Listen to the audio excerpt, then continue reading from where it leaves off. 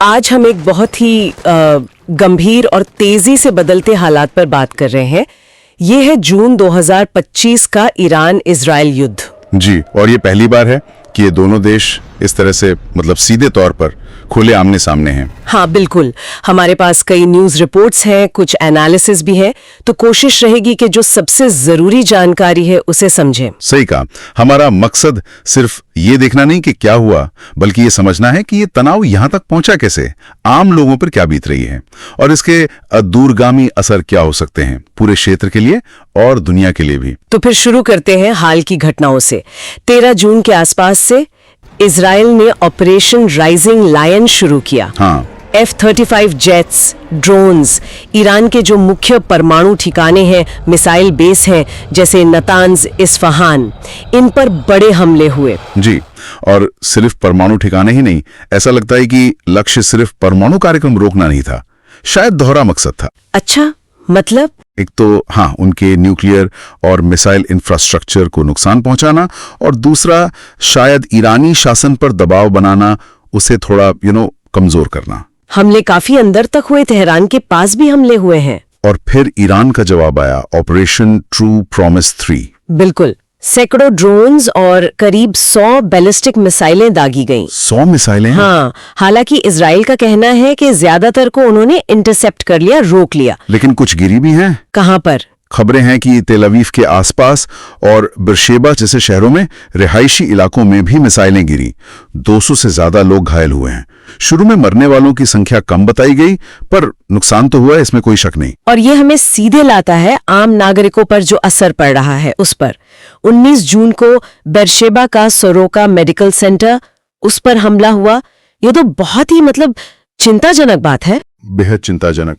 देखिए, अस्पताल को खाली कराया जा रहा था पहले से ही, लेकिन फिर भी हमले में दर्जनों लोग घायल हुए।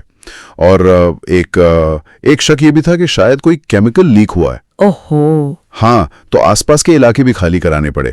ये दिखाता है कि लड़ाई अब कैसे नागरिक ठिकानों को भी चपेट में ले रही है। और हताहतों के आंकड़े वो भी तो आ रहे हैं। हाँ, आंकड़े अलग अलग हैं। ईरानी अधिकारी कह रहे हैं कि इजरायली हमलों में 700 से ज्यादा मौतें हुई हैं, 2000 से ज्यादा घायल।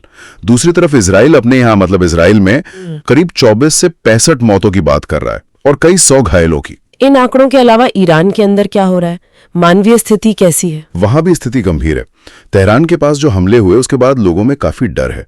खबरें हैं कि हजारों लोग शहर छोड़कर उत्तर की तरफ दूसरे प्रांतों में जा रहे हैं। एक तरह का आंतरिक विस्थापन कह सकते हैं इसे। इन सीधे हमलों के अलावा क्या कुछ पर्दे के पीछे भी चल रहा है, जैसे खुफिया ऑपरेशंस? हाँ बिल्कुल। रिपोर्ट्स के मुताबिक इजराइल की जो एजेंसी है मोसाद, उसने ईरान के अंदर ड्रोन हमले किए हैं, कुछ तोड़फोड़ की कार्रवाइयां भी। अच्छा, किस तरह की कार्रवाइयां? उनका निशाना रहे हैं मिसाइल लॉन्चर्स और एयर डिफेंस सिस्टम्स, ताकि जो इजरायली हवाई हमले हों उनका रास्ता थोड़ा साफ हो सके। और क्या इसका असर दिख रहा है ईरान की मिसाइल क्षमता पर? इजराइल का तो दावा है कि उन्होंने करीब 50% ईरानी मिसाइल लॉन्चर नष्ट कर दिए हैं। ईरान ने भी माना है कि उसके 30 से ज्यादा लॉन्चर और 3 मिसाइल डिपो तबाह हुए हैं। तो हाँ, असर तो हो रहा है। अब जरा इस लड़ाई के क्षेत्रीय और वैश्विक असर पर आते हैं।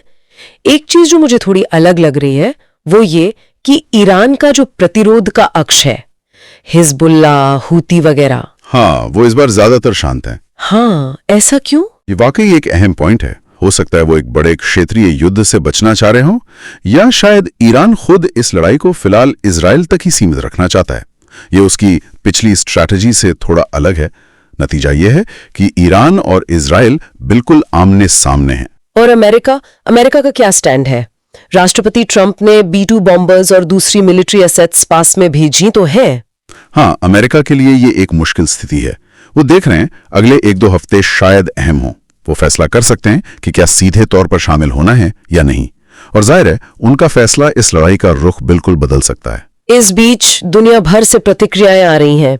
UN, EU, चीन, रूस, खाड़ी देश सब चिंता जता रहे हैं, तनाव कम करने की अपील कर रहे हैं। जिनेवा में कुछ बातचीत की कोशिशें भी चल रही हैं। क्या कूटनीति का कोई चांस है? ईरान ने कहा है कि अगर इजरायली हमले रुकें तो वो बातचीत के लिए तैयार है। रूस ने भी मध्यस्थता की पेशकश की है, लेकिन जमीन पर तो फिलहाल तनाव बढ़ ही रहा है और इसका असर अर्थव्यवस्था पर भी पड़ सकता है। तेल बाजार में घबराहट है। अगर ये लड़ाई लंबी खिंचती है तो सप्लाई चेन, तेल की कीमतें, सब पर बुरा असर पड़ेगा। तो कुल मिलाकर ये जो सालों से एक तरह का शैडो वॉर चल रहा था वो अब खुले युद्ध में बदल गया है। परमाणु ठिकानों, नागरिक ठिकानों पर सीधे हमले हो रहे हैं, दोनों तरफ नुकसान बढ़ रहा है। बिल्कुल, और ये हमें एक बड़े सवाल पर ला के छोड़ता है। एक तरफ अमेरिका के शामिल होने या ना होने की अनिश्चितता है, दूसरी तरफ ये डर कि कहीं ये आग पूरे इलाके में ना फैल जाए। तो क्या अंतर्राष्ट्रीय दबाव, ये कूटनीतिक कोशिशें इस बढ़ते संघर्ष को रोक पाएंगी, या फिर हम एक और लंबे और शायद ज्यादा विनाशकारी युद्ध की शुरुआत देख रहे हैं? आगे क्या होगा? तनाव और बढ़ेगा या कहीं शांति की कोई सूरत बनेगी? ये सवाल फिलहाल बना हुआ है।